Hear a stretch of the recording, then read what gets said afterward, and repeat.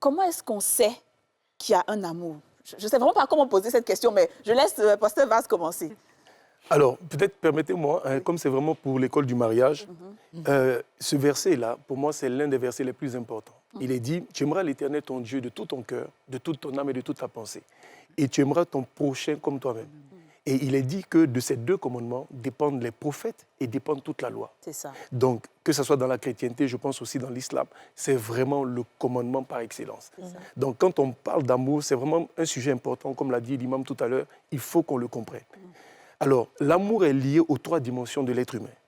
Quand on parle d'un homme, on est en train de parler d'un corps, on est en train de parler d'une âme et on est en train de parler d'un esprit. Donc, le corps aime, l'âme aime et l'esprit aime.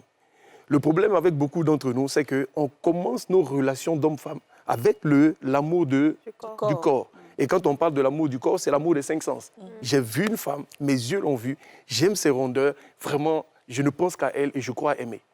Donc là, c'est l'amour du corps.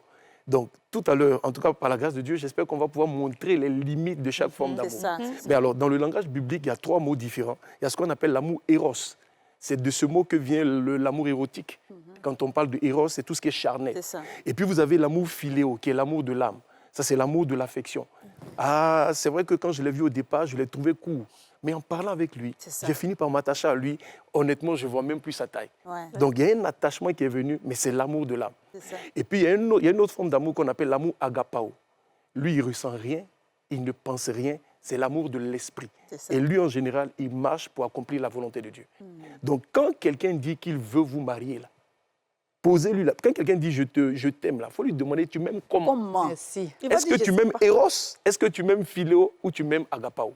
Mais comment on fait pour savoir qu'on aime Eros, on aime Philéo et on aime Agapao? C'est le but de l'émission. C'est le but de l'émission qui est là. C'est le but de l'émission qui est là. Ok, donc, très bien. Donc c'est ça. Il y a l'amour Eros qui est l'amour des cinq sens. J'aime écouter de la musique. Oh, cette chanson-là, pour moi, c'est la plus belle chanson. C'est l'amour Eros. Mes oreilles apprécient. On me donne un plat. Il y a des plats, ma femme connaît les plats que j'aime. Quand elle les prépare, j'aime son plat. J'aime beaucoup les citations de cet exemple de mon père spirituel, le pasteur Mohamed. Il y en a qui disent souvent, j'aime le poulet. Mais l'amour qu'on a pour le poulet est dangereux pour le poulet. Parce que si le poulet était conscient que l'amour que tu avais pour lui était une forme d'amour qui partait le tuer, le poulet allait te fuir. Donc l'amour Eros, c'est ça. D'accord, très bien. Oui, je pense que c'est dans le même sens. Dans les livres islamiques, on dit, le prophète nous dit, il dit, tu ne seras jamais croyant, tu n'auras pas le paradis si tu n'es pas croyant, et vous ne serez jamais croyant si vous ne vous aimez pas entre vous. Donc l'amour est un élément qui permet de déterminer qui tu es réellement, pouvoir aimer son prochain. Mais comme on l'a dit, le pasteur l'a dit tout à l'heure, il y a différents niveaux d'amour. Il y a l'amour du corps, donc le langage du sens.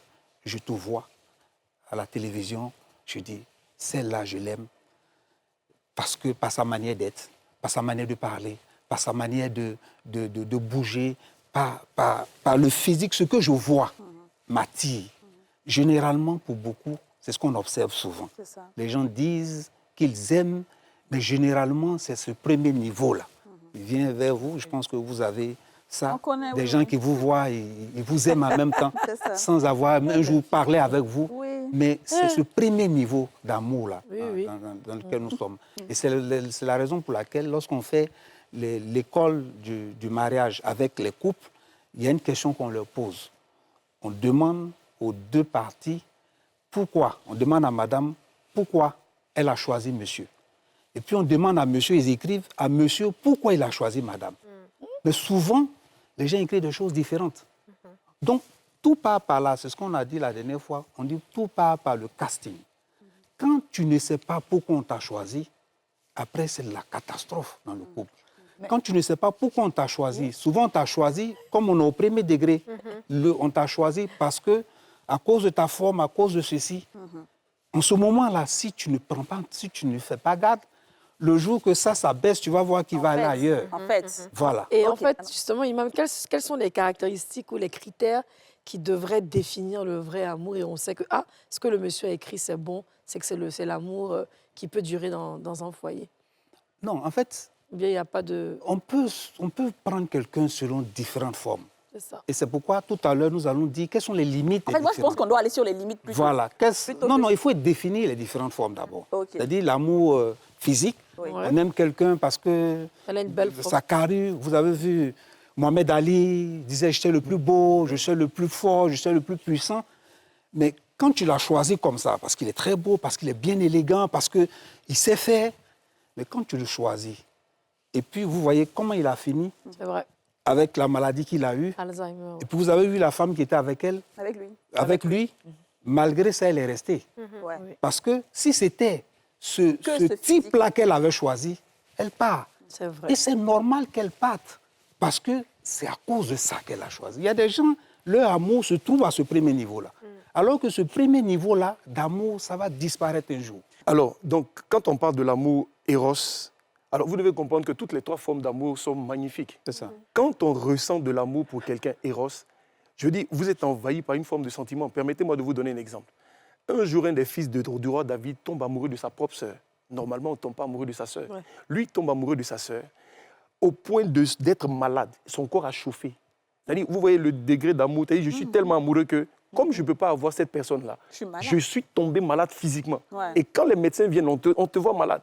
Je suis en train de dire que cette forme d'amour-là, ça rend des gens malades. Oui. Ils fonctionnent dans Eros. Et tu vois, avec Eros, il parle avec une femme, il dit « je t'aime ».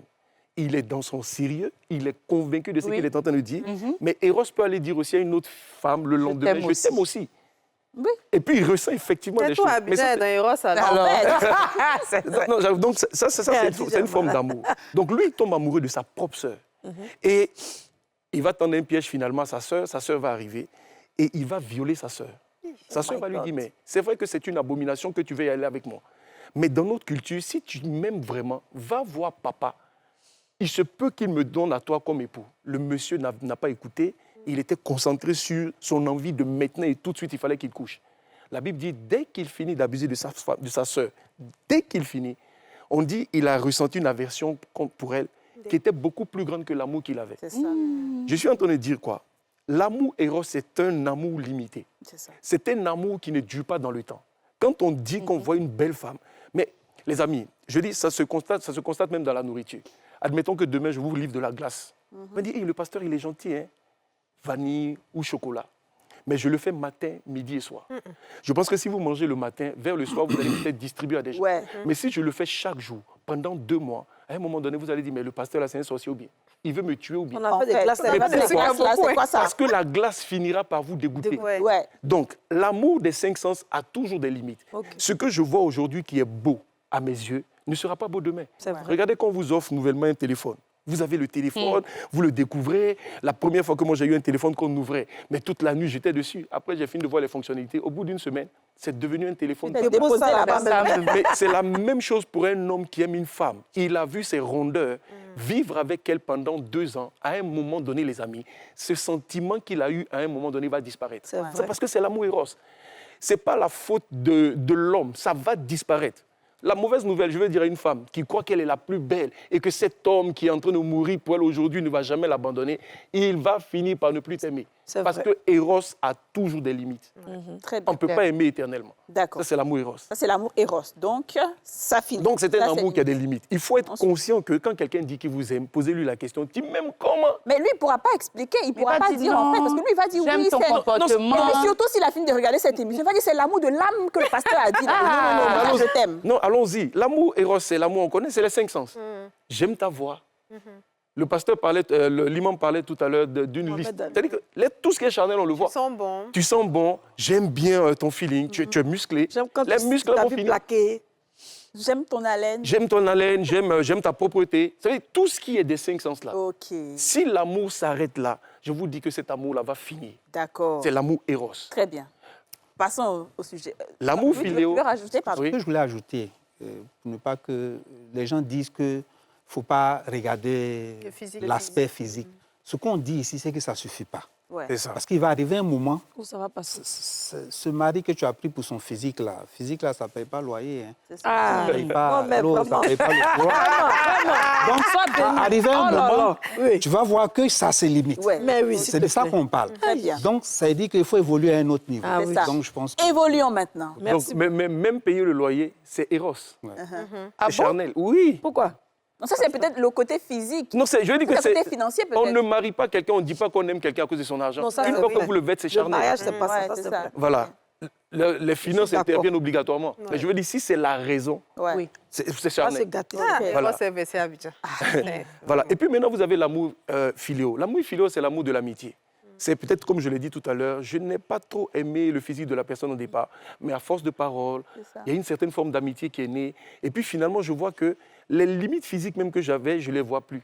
Mais ça. j'aime bien sa présence, il me comprend, il passe du temps avec moi. Là, c'est vraiment l'âme, c'est le siège de nos émotions. Je suis d'accord. Donc il y a cette forme d'amour, elle est magnifique à vivre, mais elle aussi, elle a des limites parce qu'elle ne supporte pas la trahison.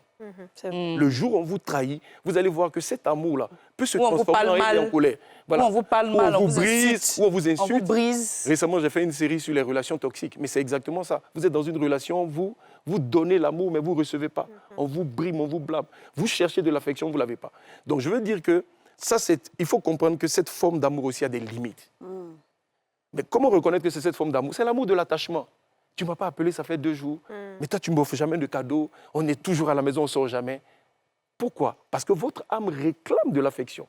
Et normalement, c'est l'amour filéo, quand c'est bien partagé entre nous deux, là. Il y a cette forme d'amitié chic, et je viens combler. Vu qu'on pleure, qu'on dit on s'aime, c'est doux. Donc, vous voyez que là, on est dans les émotions, on est dans Ouais. les sentiments. La troisième forme d'amour dont la Bible parle, c'est l'amour agapao. L'amour agapao ne sent rien.